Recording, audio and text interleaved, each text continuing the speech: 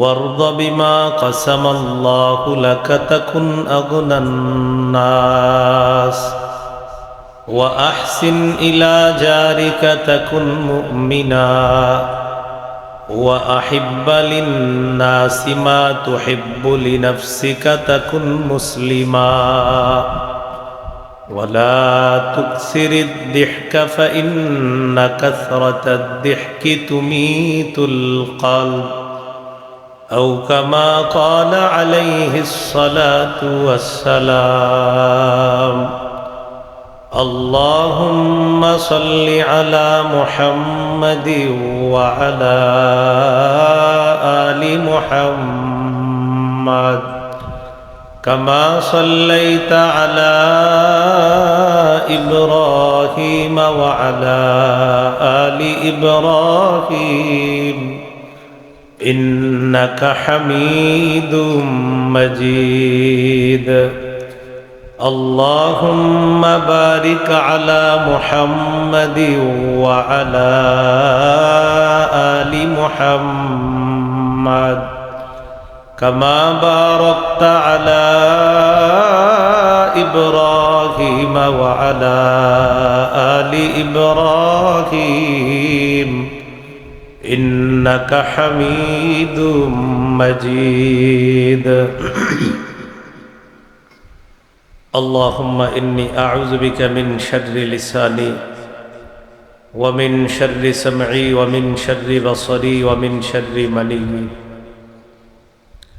হাজী ইয়াসিন আলী প্রধান কওমি মহিলা মাদ্রাসা মধ্য বাংনাহাটি শ্রীপুর পৌরসভা শ্রীপুর গাজীপুর হিফজ সমাপনী ছাত্রীদের সম্মাননা প্রদান উপলক্ষে প্রথম বার্ষিক ওয়াজ মাহফিলের প্রধান মেহমান মুফতি কাজী মুঈনুদ্দিন আহমদ মুহতামিম আল জামিয়াতুল ইসলামিয়া জান্নাতুল আতফাল, বিশেষ মেহমান মাওলানা হাফিজ উদ্দিন দামাত বরকাতুহু মুহতামিম কর্ণপুর জামিয়া হামিদিয়া দারুল উলুম।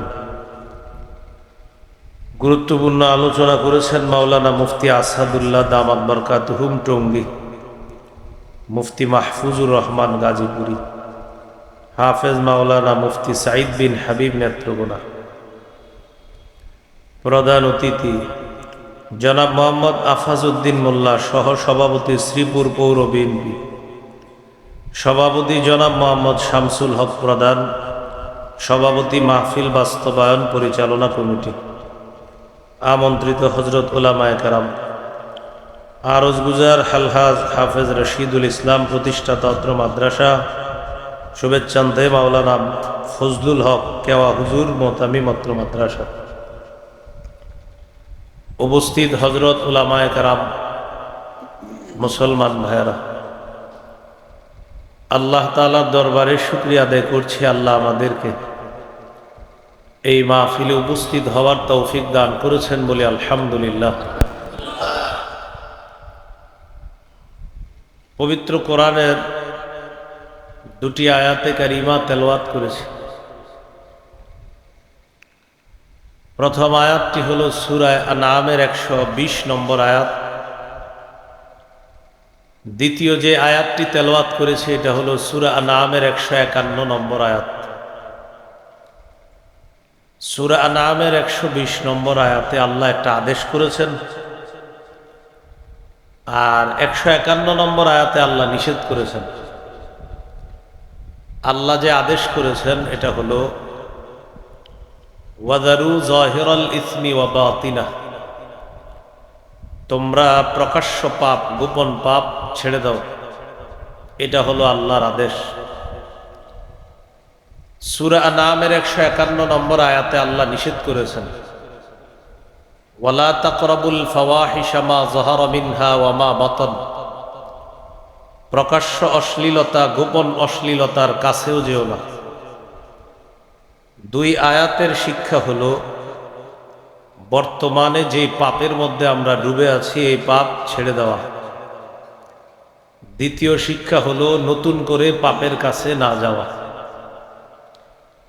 আল্লাহ আমাদেরকে বর্তমান পাপগুলা বর্জন করে নতুন করে কোনো পাপের কাছেও যেন আমরা না যাই। আল্লাহ আমাদেরকে এমন খাঁটি মুমিন হওয়ার তৌফিক দান করে।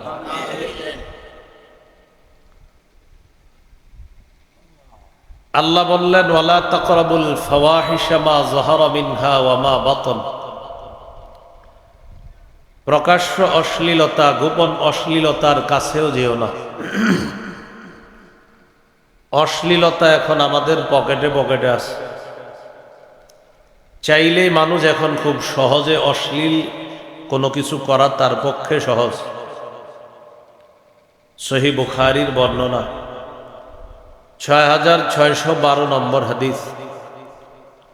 রাসূলুল্লাহ সাল্লাল্লাহু আলাইহি ওয়াসাল্লাম বলেন, ইন্নাল্লাহা কাতাবা আলা ইবনি আদম হাজ্জাহু মিনাজ জিনা আদরাকা যালিকা লা মাহালা। নিশ্চয় আল্লাহ তাআলা আদম সন্তানকে জিনার পরীক্ষা দ্বারা পরীক্ষা করবেন। ফাজিনাল আইনি আন নজরু, চোখের জিনা হলো দেখা। এখন একটু নিজেরে পরীক্ষা করবেন। চোখের জিনা দেখা, যাকে সরাসরি দেখা হারাম, তাকে নাটক সিনেমায় দেখা হারাম, ভিডিও কলে দেখাও হারাম। এখন এই যে চোখের গুনাহটা, এটা আমরা কয়জন বাঁচতে পারতেছি? ওয়াজিনাল লিসানাল মানতিক, মুখের জিনা হলো কথা বলা। যার সাথে কথা বলা সরাসরি হারাম, মোবাইলেও তার সাথে কথা বলা হারাম। কিন্তু আপনি চিন্তা করে দেখেন, এই গুনাহের মধ্যে কত মানুষ প্রতিনিয়ত জড়িয়ে পড়ছে। ওয়ান নাফসু তামান্না ওয়া তাশতাহি, অন্তর খারাপ কল্পনা করে, এটা অন্তরের জিনা। কারো ব্যাপারে খারাপ ধারণা করতে থাকে, এটা অন্তরের জিনা। অসংখ্য অগণিত মানুষ এই জাতীয় গুনাহের মধ্যে জড়িয়ে আছে। এখন আপনারা প্রত্যেকে নিজেরে জিজ্ঞাসা করে দেখবেন, গত 1 মাস যাবৎ কয়জন পারছেন নাটক সিনেমা না দেখে থাকতে? কয়জন পেরেছেন মোবাইলে কোনো ধরনের কোনো নারীকে আপনি দেখেন নাই, যাকে দেখা হারাম, এরকম কাউকে আপনি গত 1 মাস দেখেন নাই? নিজে নিজের প্রশ্ন করেন, জবাব পেয়ে যাবে। সেটা টিকটক হোক, সেটা নাটক হোক, সেটা সিনেমা হোক, সেটা কোনো অ্যাডের মধ্যে হোক, সেটা কোনো মাধ্যমে হোক। এই জন্য আল্লাহ বললেন, প্রকাশ্য অশ্লীলতা, গোপন অশ্লীলতার কাছেও যেও না। অনেক মানুষ আছে আমাদের সামনে গুনাহ করে না, কিন্তু তিনি পর্দার আড়ালে গুনাহ করে। এরকমও মানুষ পাবেন আপনি। তাদের ব্যাপারে রাসূলুল্লাহ সাল্লাল্লাহু আলাইহি ওয়াসাল্লাম বলেন, লা আ'লামান্না আকওয়ামান মিন উম্মতি ইয়াতুনা ইয়াওমাল কিয়ামাতি বিহাসানাতিন আমসালি জিবালি তিহামাতা বাইদা ফায়াজআলুহা আল্লাহু হাবাআম মানসুরা।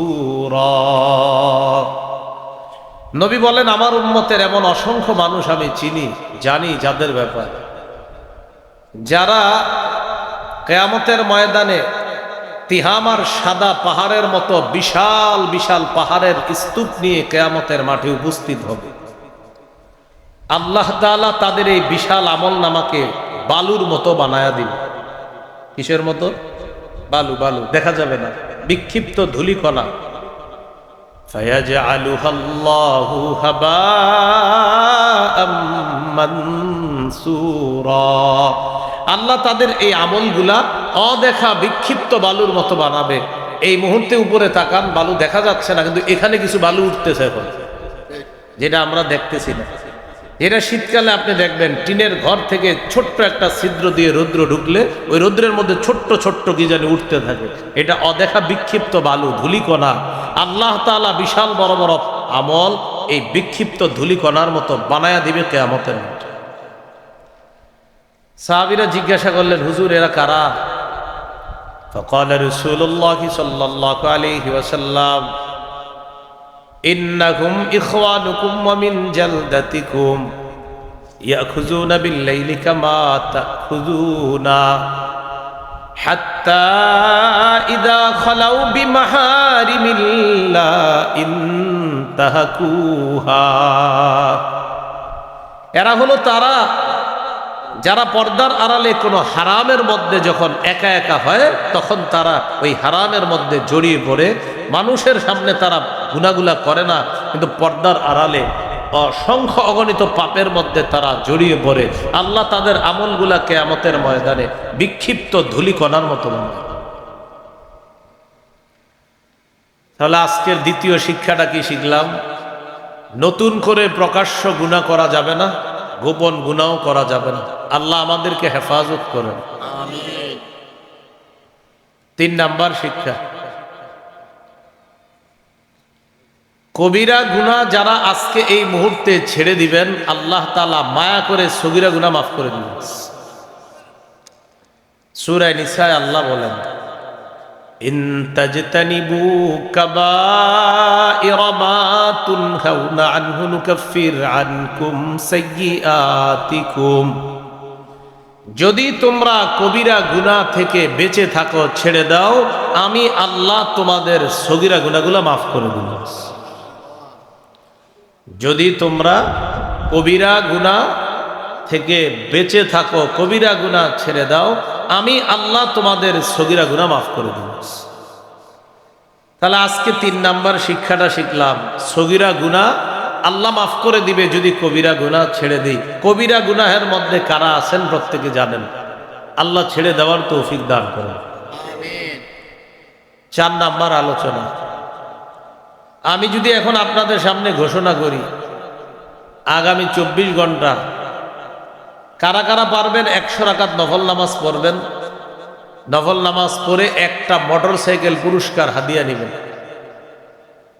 আমার মনে হয় সবাই হাত তুলবে যে 24 ঘন্টায় 100 রাকাত নফল নামাজ এটা কোনো ব্যাপার না। মোটরসাইকেল যারা চালাইতে পারে না তারাও হাত তুলবে, কেন? নিয়ে বেচে নেব, সমস্যা কি? কিন্তু আমি যদি বলি আগামী 24 ঘন্টায় একটা গুনাহও কেউ করবেন না, কারা কারা পারবেন, তখন হাত উঠতে গিয়ে উঠবে না। কেন উঠবে না? হাত উঠার সময় অনেকের মনে পড়বে আমি তো সুদের সাথে গত 1 মাস যাবৎ জড়িয়ে আছি, আমি যদি হাত তুলি তো হলো না, আমি তো অলরেডি গুনাহের মধ্যে আছি। আরেকজনের হাত উঠবে না কেন? আমি তো ঘুষের মধ্যে অলরেডি আছি, আমি কেমনে হাত উঠাবো? আরেকজনের হাত উঠবে না কেন? যে অমকের ভুলভাল বুঝ দিয়ে তার জমিটা আরেকজনের কাছে বিক্রি করে দিমু, ওরে বলমু যে ভাই আমারে বেশি কিছু দেওয়া লাগবে না, আপনার কাছ থেকে 5-6 হাজার টাকা আমারে দিয়ে দিলে হবে। আবার যারে বিক্রি করে দিব ওরেও এটা বলি, কিন্তু এর মাঝে আমি কৌশলে 3-4 লাখ টাকা হাতায় নিছি তার কাছ থেকে, যা সেটা ও বুঝে নাই, ক্রেতা বিক্রেতা কেউ বুঝে নাই। এই যে কাজটা আমি করব, এটা কি ভালো কাজ না পাপ? এজন্য হাত উঠতে গিয়ে উঠবে না কেন? কারণ আমি তো অসংখ্য গুনাহের মধ্যে আছি, উঠবে কেমনে হাত? কি বুঝলাম? নেকির কাজ করার জন্য 1000 মানুষ চ্যালেঞ্জ দিতে প্রস্তুত, পাপের কাজ ছাড়ার জন্য হাত উঠতে প্রস্তুত না। এই জন্য আল্লাহ রাসূল বলছেন, এই হলো একজন মানুষ, এই মানুষটা প্রচুর নফল ইবাদত করে আবার পাপও করে, আর এই মানুষটা নফল ইবাদত একটু কম করে কিন্তু পাপ করে না। নবী বলেন এই মানুষটা আল্লাহর কাছে সবচাইতে শ্রেষ্ঠ আবেদ। তিরমিজির হাদিস 2305 নম্বর হাদিস।